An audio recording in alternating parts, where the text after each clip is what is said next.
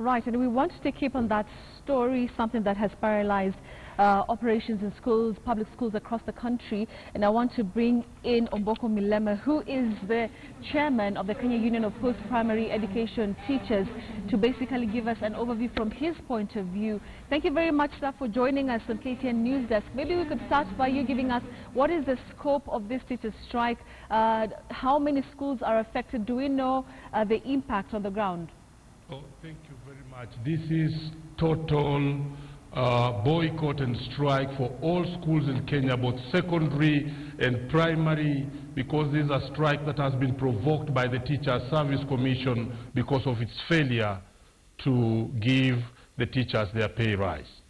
Has the government been able to contact you since the strike started? So far, we have got no communication from the government. The government is trying to address us using the public media and using agents within the government themselves, but we have not had an official communication from the government.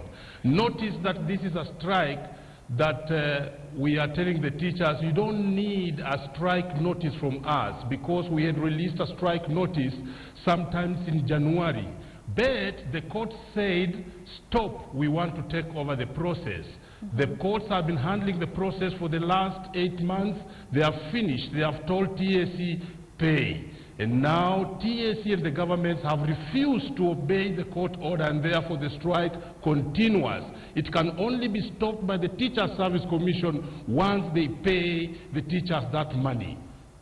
And still on that, you know, the CAS, Jacob Kaimenyi, earlier this morning, hinted that, you know, how about taking the dialogue route, because, you know, children continue to suffer, especially candidates who are supposed to be sitting for their examinations. What's your comment on that dialogue? We took the dialogue route. We had 26 meetings. We failed. We were taken to court. And the court has adjudicated over this matter. It is now on the part of the government to actually also obey the law. Remember, this is what took this country to anarchy in 2007. Some people said, we don't have trust in the courts. And they disobeyed the courts. Teachers obeyed the courts in January. And now the government is not obeying the courts, and that's why teachers are outside there on strike without necessarily in command, because it is anarchy. They want their money, and it is high time the government realize that courts must be respected. After all, the government in place is a government that came to power because of the court. If you can't respect the courts, we are actually going in for anarchy. Mr. Chair, you know, this ruling was made in favor of teachers, but on the flip side, the government says that it does not have the money readily available to pay the teachers. What's your comment on that? Thank you. The money is available. Look at this. We need 72 billion in 4 years. We need 17 billion in 1 year, meaning we need 1.4 billion in a month. That is the kind of money we saw being carried from Nairobi to Mumias. What we require to end this stalemate for this month of August is 1.4 billion. Are you telling me the government cannot afford 1.4 billion? Somebody is lying to the public that we have to increase the taxes. What about giving, you know, the government time? You know, last week the Senate committee on the budget committee from the Senate, you know, talked about coming up with a supplementary budget, you know, the Treasury preparing a document. Wasn't it important for you to wait, to be patient, to see if this route would be taken?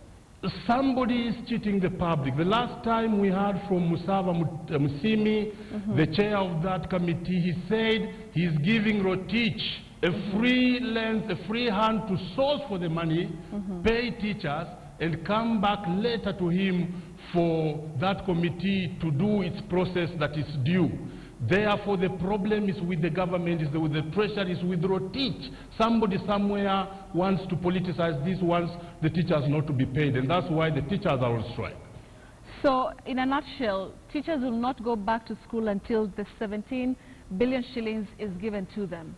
Perfect, perfect. It is been called by the Teachers Service Commission because of failing to obey court orders. It will go on until when they pay the money. We are asking teachers to go to banks, to keep on listening, to keep watch. Once the money comes into the banks, then they will go back to the schools.